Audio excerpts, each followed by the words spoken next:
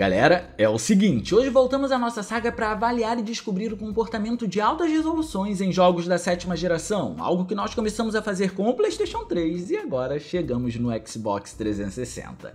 Inicialmente a ideia seria comparar diretamente os resultados entre os dois consoles para poder tentar entender algumas dificuldades do lado da Sony. Mas jogando, pesquisando e principalmente estudando alguns títulos e o cenário em que o 360 chegou, percebi que do lado da Microsoft também houve dificuldade nesse aspecto. A verdade é que quando a empresa fez o lançamento do sucessor do seu primeiro console, ele nem tinha capacidade de apresentar imagem através de uma saída digital, apelando por sinal analógico para isso. O que em outras palavras quer dizer que apenas após revisões que o Xbox 360 conseguiu chegar com uma porta HDMI para o sinal digital, sendo essa capaz do 1080p na resolução, que é contabilizado através de 1920 pixels horizontais por 1080 verticais. E em função dessa pegada inicial e por estabelecer e ditar basicamente como a sua geração iria, tendo de certa forma propriedade para isso graças ao poder apresentado pelo primeiro Xbox, digamos que 1080p aqui foi um caso ainda mais escasso do que no PlayStation 3 e acaba aparecendo em títulos que não tiveram tanta relevância como outros tiveram em 720p.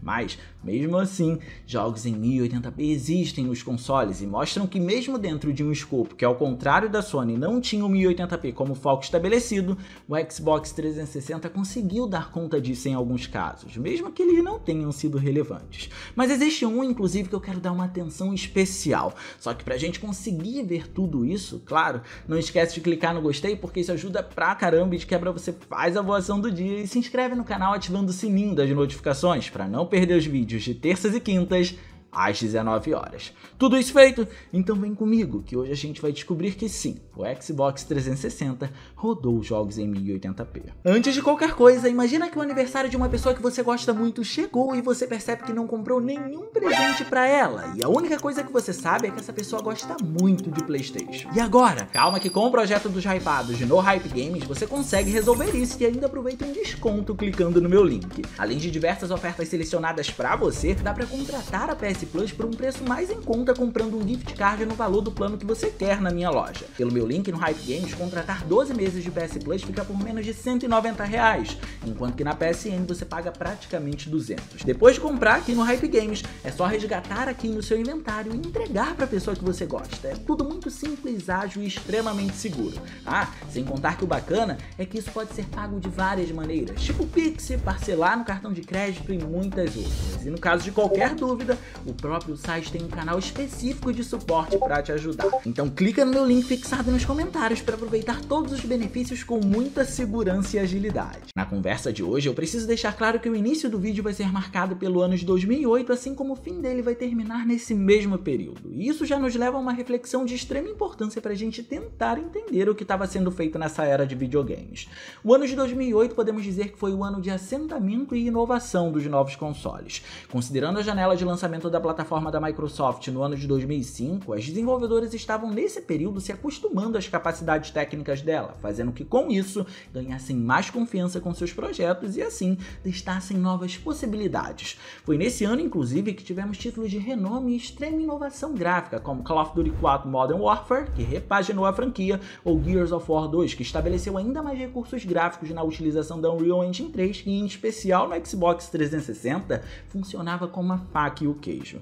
Então, não é de se espantar que os casos mais acentuados do uso do 1080p estejam aqui, mas eles demandam um contexto para a gente entender a importância dessa apresentação. E por isso, o primeiro título que, por sinal, pode ser considerado o primeiro jogo em 1080p para o Xbox 360 foi NBA Home Court. E não, esse não foi lançado no ano de 2008, na verdade ele saiu em 2007, mas ele prepara o cenário para o que foi feito no ano seguinte. Home Court traz tudo o que a 7ª geração precisava naquele período, que eram suas principais novidades, mas mesmo assim surpreende pelo 1080p porque visivelmente esse não era o foco da Microsoft.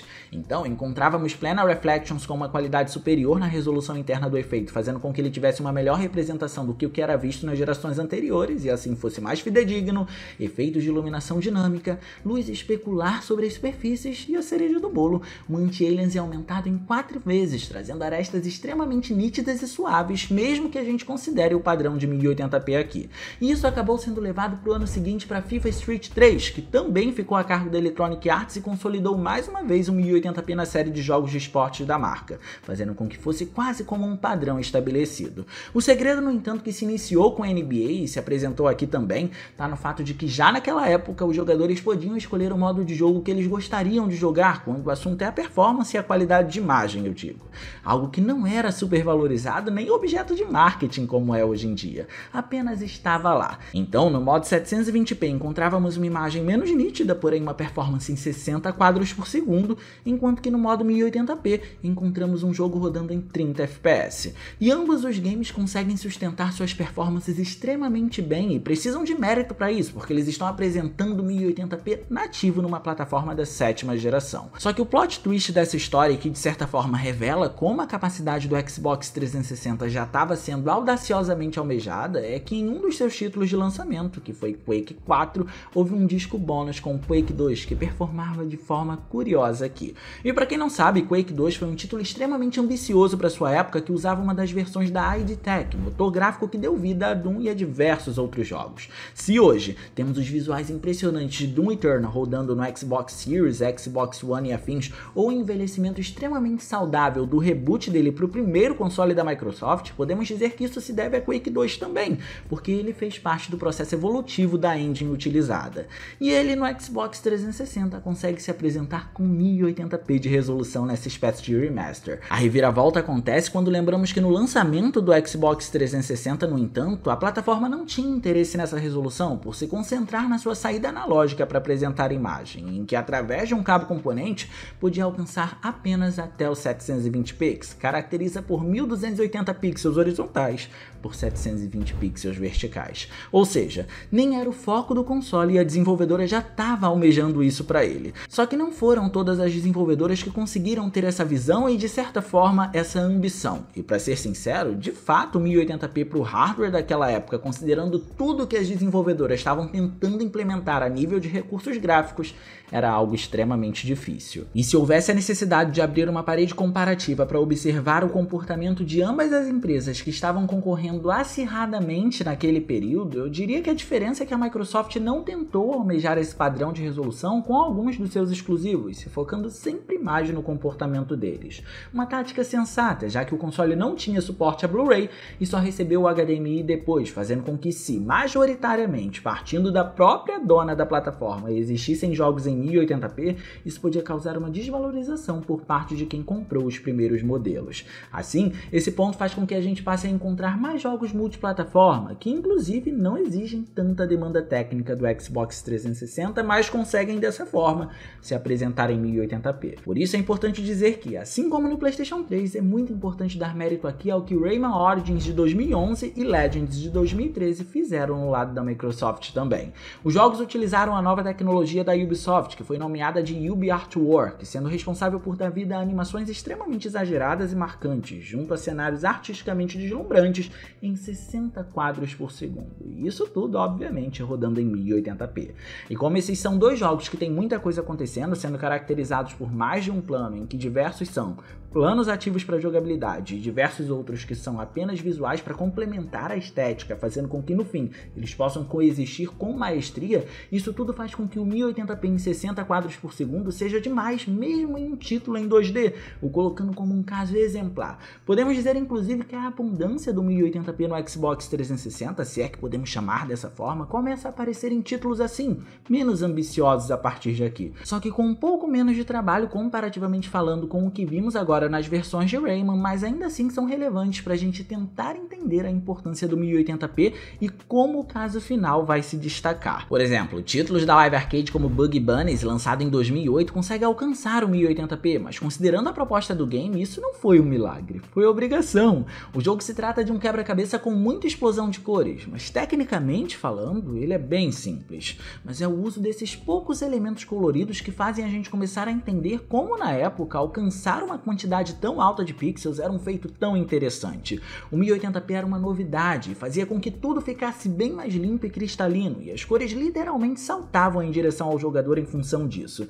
Então, mesmo em um título que não apresentasse uma inovação gráfica tão grande, ainda assim já dava pra ver o que o 1080p era capaz de fazer, fazendo com que cada jogo que a gente citou agora, que se apresentou em 1080p nativamente, tenha seu valor mesmo em casos que demandem menos, como também acontece com Scott Pilgrim vs The World, que foi um jogo de 2010, sendo mais um título simples em 2D, com uma arte cartunesca que foi valorizada pelo 1080p. Só que apesar de não termos muitos jogos focados na geração do console que consigam fazer isso, é inegável que remasterizações conseguem mostrar bem como uma boa resolução consegue transformar um título. E é isso que acontece quando olhamos para alguns games da década de 90, que porém foram trazidos para cá para o Xbox 360. E se você está acompanhando todos os vídeos que fizemos do Sega Saturn e do Sega Dreamcast, sabe exatamente do poder da placa dos arcades que eu tô falando. Os arcades conseguiam impressionar muito na sua época de glória, sendo considerados como um padrão de qualidade a ser alcançado, exatamente como acontece com os PCs hoje em dia. E por isso, muitos portes não saíam para consoles com a qualidade do original ou demoravam mais para poder sair porque estavam esperando ou uma plataforma mais poderosa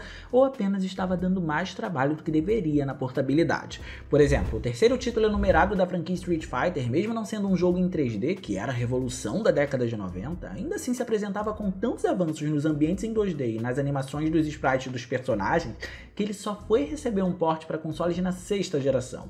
E é agora que a gente começa a entender a importância do 1080p em remasterizações de jogos tão antigos assim.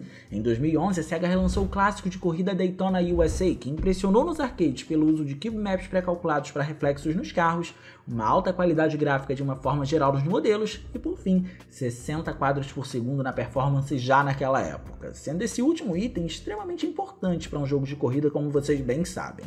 No remaster, a gente encontra o jogo com uma abordagem de pixels mais precisa, que graças ao 1080p faz com que ele se apresente em sua melhor forma considerando a versão do arcade. O único problema é que originalmente ele não usava texturas em map na geometria dos ambientes para fazer com que tivéssemos uma sensação de profundidade de acordo com a distância que a gente tivesse. E isso fez com que o jogo apresentasse muitos detalhes. Hoje em dia a gente dá destaque para a ausência da técnica, porque ela acaba viabilizando um número enorme de serrilhados, mas na época as TVs disfarçavam isso, então a gente só conseguia focar no ponto positivo. Já aqui nessa versão, para poder diminuir esses serrilhados que acabavam sendo mais visíveis em função da nova tecnologia das TVs de 2011, temos a utilização dos mapmaps.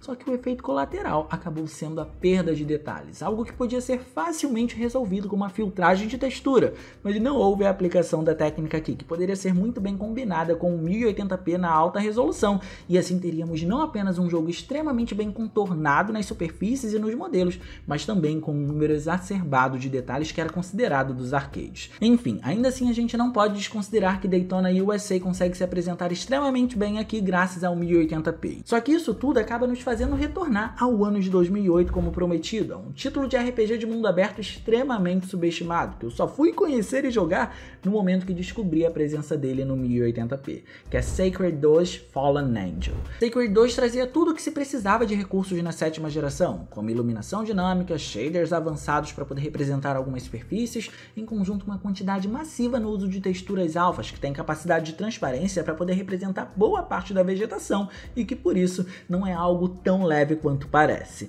E mesmo assim, ele consegue rodar em 1080p. Só que existe um segredo aqui que me fez deixá-lo por último. De fato, o 1080p se apresenta de maneira nativa aqui, ou seja, vamos encontrar 1920 pixels horizontais por 1080 pixels verticais. Mas o jogo utilizou uma técnica chamada downsampling em alguns casos que é interessante até para os padrões de hoje em dia e pode apresentar uma qualidade extremamente alta até em televisores que não dão suporte ao 1080p. Explicando basicamente o que acontece, o downsampling é quando nativamente temos uma quantidade de pixels maior do que o monitor ou TV conseguem apresentar, fazendo com que esses pixels, a grosso modo, sejam suprimidos. Ou seja, imaginem uma resolução interna de um jogo em 4K sendo apresentada em um monitor em 1080p. O resultado tende a ser mais cristalino que o normal, justamente porque nativamente a gente encontra uma quantidade superior de pixels ao que originalmente deveria ser. E ele acaba fazendo isso por ter diferentes abordagens. No caso do 1080p, como já disse, de fato ele vai rodar em 1080p nativo. Mas em monitores que têm capacidade de 720p apenas, ou até 480p, ele não renderiza 1280 por 720 pixels, ou 640 por 480 no caso do 480p, mas sim 1376 pixels horizontais por 768 verticais. E aí acontece o downsample e traz uma qualidade superior ao 720p. E de quebra, ainda oferece suporte a monitores em formato 4x3 com alta resolução, ultrapassando esse 720p. O que acontece é que nesses casos ele vai rodar em 1280 por 960 pixels, o que é levemente superior ao 720p nativo. Por isso, a qualidade do jogo é alta, independente da resolução que você escolher, só que isso custou um pouco para a performance, resultando em uma média de 25 quadros por segundo, lembrando que o foco dele aqui são 30 fps. Assim, conseguimos ver que o Xbox 360 conseguia sim trazer um 1080p, só que não foi popular como o que a gente encontrava em alguns jogos da Sony. Por isso, agora com ele fora do nosso caminho, observando o console da Microsoft, o nosso próximo passo é ver como ele se comporta com o 720p. Quais serão os resultados obtidos? Eu tô bem ansioso. Então, para não perder, se inscreve para poder continuar acompanhando tudo. E caso você não tenha visto algum dos vídeos, eu vou deixar algumas sugestões aqui para vocês assistirem, beleza? E no mais, eu vou ficando por aqui. Eu espero muito que vocês tenham gostado desse vídeo. Se vocês gostaram, não se esqueçam de clicar no gostei, porque isso ajuda pra caramba. E de quebra você faz a boa ação do dia e se inscreve no canal ativando o sininho das notificações para não perder os vídeos de terças e quintas às 19 horas. Minhas redes sociais vão estar aparecendo por aqui, se vocês quiserem trocar uma ideia, sou todo ouvidos. Era isso, um grande abraço e a gente vai se ver na próxima.